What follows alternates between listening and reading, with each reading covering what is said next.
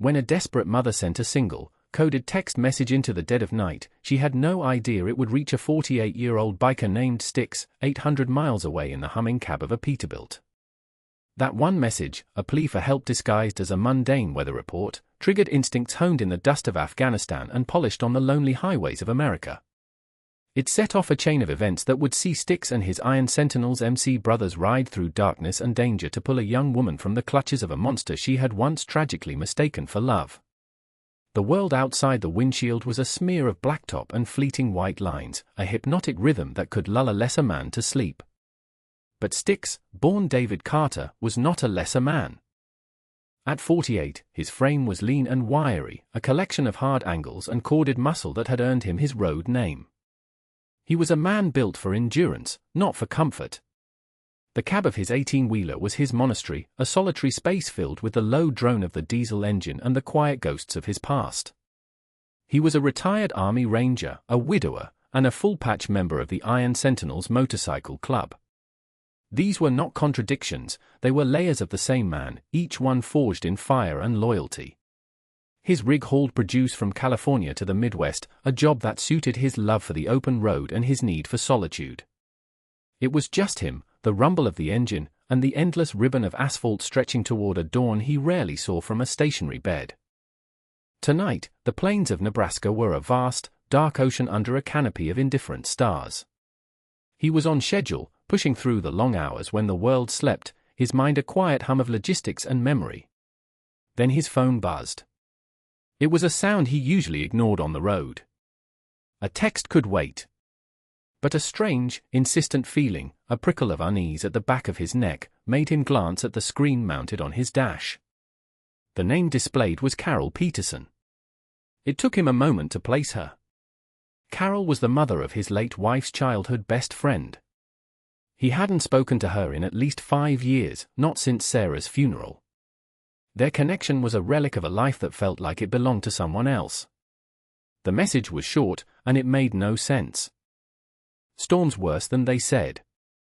Headed for the old cabin. No power. Styx frowned, his eyes flicking from the screen to the perfectly clear, star-dusted sky outside. He checked the weather app on his phone. Clear skies for 1,000 miles in every direction. There was no storm. Not a literal one, anyway. A cold dread, heavy and familiar, began to settle in his gut. It was the same feeling he'd gotten on patrol just before an ambush, the silent alarm that screamed when everything looked calm. He knew about the old cabin. It was a dilapidated hunting shack deep in the woods of northern Minnesota, a place Carol's family had owned for generations. Sarah had told him stories about it. He also knew something else, a detail that now felt like a shard of glass in his memory. Lena, Carol's daughter, had an ex-boyfriend. A man named Marcus. A man with a temper and possessive eyes. A man who used to drag Lena to that same cabin to get away from it all, which Sarah had translated for him as get her away from anyone who could help. No power, the words echoed in his mind. It wasn't about electricity. It was about being cut off. Isolated. Helpless. This was a signal flare shot into the darkness of the digital world, hoping someone, anyone, would understand the code. His thumb hovered over the call button. He knew this was a line. Once he crossed it, his simple, lonely night on the highway would be over. He would be involved. He pressed the button. Carol answered on the first ring, her voice a choked, terrified whisper. David? Oh, thank God, David. It Styx, he corrected gently, a habit born of the club. It Styx, Carol. Tell me what's happening. Tell me about the storm. He could hear her sobbing on the other end, a desperate, frantic sound that confirmed his worst fears. He has her, she wept. Marcus. He took her. He showed up tonight, and she didn't want to go, but he forced her. He told me if I called the police, he'd drive them both off a bridge. He said he knows the woods around that cabin better than anyone, that they'd never find them. Styx's blood went cold. His knuckles were white on the steering wheel. He kept the truck steady, his gaze fixed on the road, but his mind was already 1,000 miles away, in a dark forest in Minnesota. He had seen men like Marcus before. Men who saw love as ownership and fear as a tool. They were bullies at best, monsters at worst. He knew what a scared kid looked like. He'd carried them out of bombed-out buildings and away from hostile fire. He knew the hollow look in their eyes, the silent plea that screamed louder than any sound.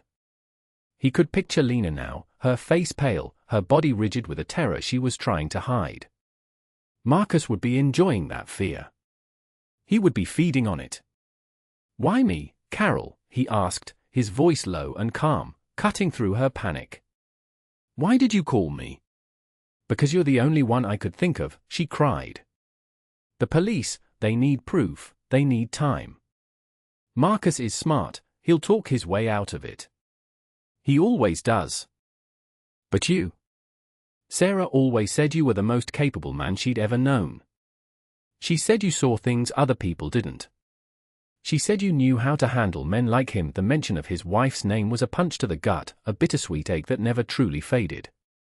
Sarah had believed in him, in the quiet strength he tried so hard to conceal beneath a gruff exterior. She had seen the protector, the sentinel, long before he'd ever worn an MC patch. He was failing her memory by just driving. "He thinks no one will come for her," Carol whispered, her voice cracking. He told her that. He said her dad was too old, and her mom was too weak, and all her friends were just kids. He told her she was completely and utterly alone. That was it. That was the final piece. The confirmation. An image flashed in his mind, Lena, trapped in that dark cabin, believing those poisonous words. Believing she was alone. "No, she's not," Styx said, and the words were a vow. A promise. Someone is coming. The decision was not a decision at all. It was an inevitability, a convergence of every path he had ever walked. The soldier, the husband, the biker. All of them pointed in one direction. North. He couldn't risk being wrong. The potential cost of inaction was a price he was unwilling to pay. He would rather be a fool who overreacted than a man who did nothing while a young woman suffered. The risk of social embarrassment was nothing compared to the risk of a life lost. He checked his GPS. The cabin was over 600 miles away. Even pushing the truck to its limit, it would take him 9, maybe 10 hours. Too long. A lifetime too long. He needed speed. He needed backup. His mind raced, calculating, planning, shifting from trucker to mission commander in a heartbeat. He scanned the map for the nearest major truck stop. There was one 50 miles ahead. He could make it in under an hour. He pulled the truck into the brightly lit oasis of the Omaha truck stop, the air brakes hissing as he maneuvered the massive rig into a spot at the far end of the lot. He didn't waste a second. The moment the engine was off, he was making another call. This one was to a number he knew by heart. "Preacher," he said when the call was answered. "Styx. You sound like you're on a mission," the voice on the other end rumbled. Preacher was the president of the Iron Sentinels, a man whose calm demeanor masked an iron will. He didn't do small talk, especially not at 3 in the morning. Styx explained the situation. He was concise, giving only the essential facts: a girl, Lena, a dangerous ex, Marcus, a remote cabin in Minnesota. He gave Preacher the coordinates Carol had sent him. There was no hesitation, no questioning of his judgment. In the world of the Iron Sentinels, a brother's word was bond, and a call for help was sacred. "I'm 600 miles out," Styx finished. "Too far for the rig. We've got brothers in Minneapolis."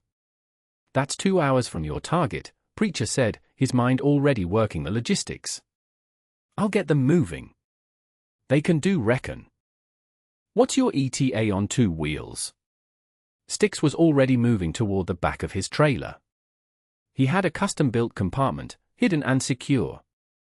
Inside was his real freedom, a Harley-Davidson Road Glide, black as midnight, its chrome gleaming even in the dim light.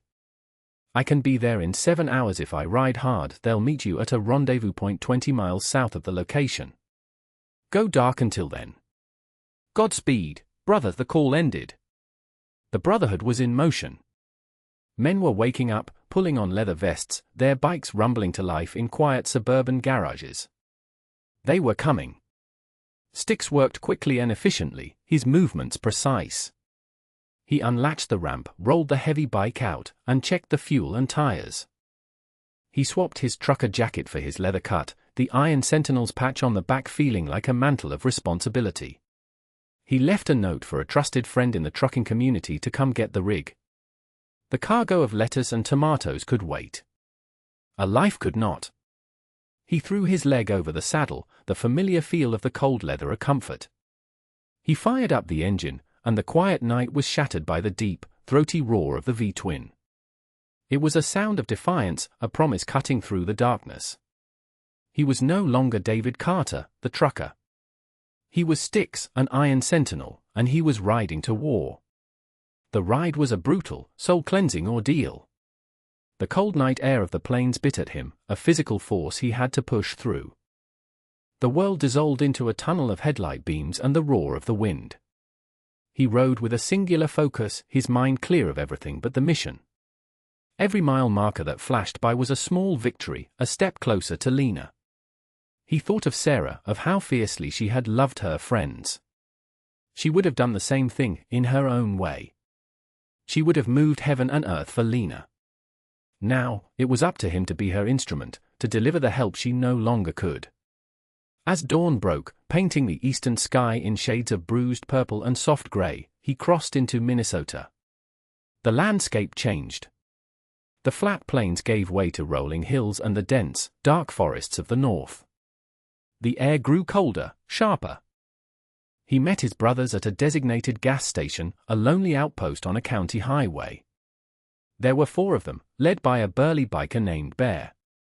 They were grim-faced and ready. "Preacher filled us in," Bear said, handing Sticks a thermos of hot, black coffee. "We've had a man watching the road to the cabin for the last 2 hours. 1 truck went in, none have come out." It's him. They gathered around the hood of a pickup truck, spreading out a map. Their approach was planned with military precision.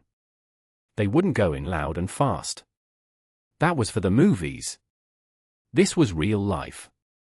This required stealth and strategy. They would be ghosts, silent and unseen until the moment was right. The final 20 miles were on winding dirt roads, the thick canopy of pine and birch trees swallowing the morning light. They cut their engines a mile out and pushed the heavy bikes the rest of the way, the silence of the forest broken only by the crunch of their boots on the gravel and the nervous chatter of birds. They were a silent, imposing force moving through the woods, leather and steel against the ancient quiet of the trees. They found a vantage point on a ridge overlooking the cabin. It was just as Sticks had imagined, small, weathered, and utterly isolated. Marcus's pickup truck was parked out front. There were no lights on inside, but a thin wisp of smoke curled from the stone chimney. They settled in to watch. To wait. Patience was a weapon, and Sticks was a master of it. Hours crawled by. The sun climbed higher in the sky. Finally, the cabin door creaked open. A man emerged, matching the description Carol had given. Marcus. He was tall, with an arrogant swagger, even alone in the woods. He stretched, then started gathering firewood. A few minutes later, Lena was pushed out the door. She was pale and trembling, her eyes wide with a fear that was painful to see even from a distance. Marcus yelled something at her, and she flinched, beginning to stack the wood he'd chopped. Sticks watched her through a pair of binoculars. He saw the way she moved, her shoulders hunched, her gaze fixed on the ground. She looked broken. But then, he saw it. She looked up, her eyes scanning the woods, a desperate, frantic search. It was a flicker of hope, a refusal to believe she was truly alone. That was their signal. It was time. The plan was simple. Bear and another brother would circle around to the back, disabling the truck and cutting off any escape by vehicle. 2 others would create a diversion on the far side of the clearing. Sticks would make the direct approach. He was the one Carol had called. He would be the one Lena saw first. The diversion was a loud, sudden crash deep in the woods, a deadfall tree branch pushed over by 2 very large bikers. Marcus's head snapped up, his hand immediately going to a hunting knife on his belt. He shouted at Lena to get back inside, his voice sharp with paranoia. He took a few steps toward the sound, peering into the dense forest. That's when Styx stepped out of the trees. He walked slowly, deliberately, into the clearing. He made no sound, but his presence was a tectonic shift in the quiet morning. Marcus spun around, his eyes widening first in confusion, then in rage. "Who the hell are you?" he snarled. "This is private property." Styx didn't answer him. His eyes were on Lena, who had frozen by the woodpile, her face a mask of disbelief and dawning hope. He gave her a slow, almost imperceptible nod. A silent message. "I am here. You are not alone. You're in our way," a deep voice rumbled from behind Marcus. He turned to see Bear and the others emerging from the opposite side of the woods, forming a silent, leather-clad semicircle. They didn't look threatening in an overt way. They simply looked immovable, like ancient stones. There was no escape. Marcus's arrogance curdled into fear. His eyes darted between the bikers, realizing he was trapped. He made a desperate, stupid move. He lunged for Lena, grabbing her by the arm and pulling her in front of him, the knife suddenly at her throat. "Stay back," he screamed, his voice cracking. "I'll kill her. I swear to God, I'll kill her." Styx didn't move. His face was a calm, unreadable mask. He had faced men with knives and guns and bombs. A panicked, posturing bully like Marcus was nothing. "You've already lost," Styx said, his voice quiet but carrying across the clearing. "It's over. You can make it worse for yourself, or you can let her go and take what's coming." Lena, seeing the absolute lack of fear in Styx's eyes, found a spark of courage she didn't know she had. In that split second, she stomped down hard on Marcus's instep with the heel of her boot and drove her elbow back into his ribs. He grunted in pain, his grip loosening for just a fraction of a second. It was all the opening she needed. She wrenched herself free and ran. She didn't run toward the road. She ran straight toward Styx. He caught her as she stumbled, wrapping his arms around her and turning, putting his own body between her and Marcus. The other bikers closed in, their movements swift and practiced. Marcus, now disarmed and alone, crumpled to the ground, sobbing, as Bear gently but firmly secured his hands behind his back with a set of heavy-duty zip ties. The distant sound of sirens grew louder. Preacher had made the call the moment they'd confirmed Lena was safe. The authorities were on their way to handle the official business. Lena was shaking uncontrollably, clinging to Styx's leather vest as if it were a life raft. He held her steady, his hand patting her back in a gesture that was awkward but deeply comforting. "It's okay," he murmured. "It's over now. You're safe." The sheriff's deputies arrived, their cars kicking up dust as they skidded to a halt. They stormed the clearing, weapons drawn, taking in the strange scene, a crying man zip-tied on the ground, a terrified young woman clinging to a biker, and 4 other imposing figures standing by like silent guardians. The lead deputy, a man with a weathered face and a sergeant's stripes, approached cautiously. "What's going on here?" Bear stepped forward. This man, Marcus Cole, abducted this young woman, Lena Peterson. He was holding her here against her will and threatening her life. "We persuaded him to wait for you." The deputy looked from the bikers to Marcus, then to Lena. He saw the raw fear in her eyes and the angry red marks on her arm where Marcus had grabbed her. He was a veteran cop, he knew a victim when he saw one. His suspicion of the bikers slowly dissolved, replaced by a grudging respect. He recognized the quiet competence, the lack of bravado. He knelt beside Lena. "Are you okay? Did he hurt you?" Lena could only nod, still hiding her face in Styx's vest. The deputy looked up at Styx. "And who are you?" "A friend of the family," Styx said simply. As the deputies took Marcus into custody, reading him his rights as he blubbered about his truck being tampered with, a car came speeding down the dirt road. It was Carol. She burst out of the driver's side, her face streaked with tears, and ran to her daughter. The reunion was a torrent of emotion, a desperate, clinging embrace that spoke of nights of terror and a lifetime of love. Sticks and his brothers faded back, giving them their space. Their job was done. They were shadows, meant to intervene and disappear. But Lena pulled away from her mother and walked straight to Sticks. She looked up at him, her eyes filled with a gratitude so profound it was humbling. "He told me no one would come," she whispered, her voice hoarse. "He said I was all alone." Sticks looked down at her, his gaze softening. "Someone always comes, kid. You just have to send up a signal." She threw her arms around his waist, hugging him tightly. "Thank you," she sobbed into his leather vest. "Thank you for seeing the storm." 2 years later, the roar of nearly 500 motorcycles echoed through the Minnesota River Valley. The sun glinted off an ocean of chrome and polished paint. This was the second annual Sentinel Ride, an event that had become a local legend. At the head of the procession, riding side by side, were Sticks and the county sheriff.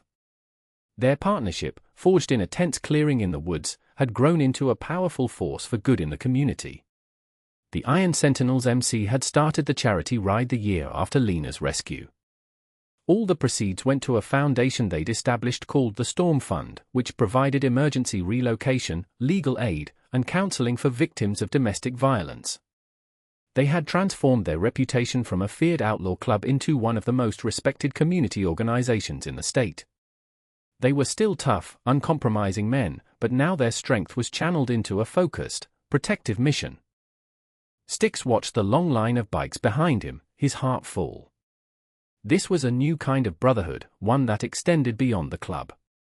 It included other MCS, independent riders, and even local families who came out to cheer them on. It was a rolling testament to the idea that a community takes care of its own. At the final stop, a large park where a barbecue and fundraiser were being held, Sticks saw a familiar face at the volunteer check-in tent. It was Lena Peterson. She was in her final year of nursing school, her eyes bright and confident. The haunted, fearful girl from the cabin was gone, replaced by a strong, resilient young woman. She spent her weekends volunteering at a women's shelter, using her own story to inspire hope in others who felt trapped and alone.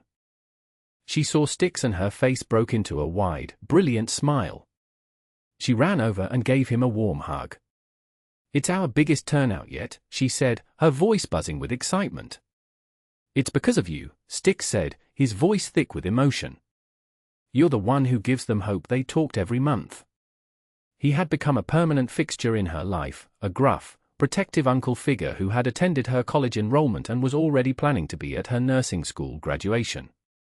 Her mother, Carol, still sent him a long, heartfelt Christmas card every year, a tradition he cherished more than she would ever know. Later that day, as the event was winding down, Lena stood on a small stage and spoke to the crowd. She didn't recount the details of her ordeal. Instead, she spoke about hope. She spoke about the power of a single signal, a single text message, and the profound impact of one person choosing to listen.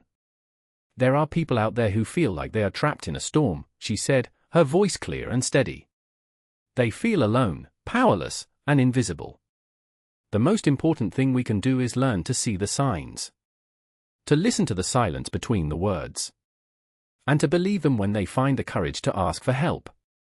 Because everyone deserves to know that someone is willing to ride through the night for them." Sticks stood at the back of the crowd, his arms crossed over his chest, his gaze fixed on the remarkable young woman he had helped save. He thought about that long, cold ride through the darkness, the miles of empty highway, the single-minded focus of his mission. It was a single choice, a single act of intervention, but its ripples had spread further than he could have ever imagined. It had not only saved Lena, it had given him a new purpose. It had given his entire club a new mission. He looked at his brothers, laughing and talking with families, their imposing figures now seen as a source of safety. He looked at the sheriff, who nodded at him with deep respect. He looked at Lena, who was now surrounded by a group of other young women, all of them survivors, all of them smiling. He realized that the true meaning of being a sentinel wasn't about being the toughest or the baddest. It was about standing watch. It was about seeing the storm on the horizon when others only saw clear skies. And when the signal came, no matter how faint, you answered the call. You mounted up. You rode toward the trouble. You became the hope for the hopeless, the proof that no one, ever, is truly alone.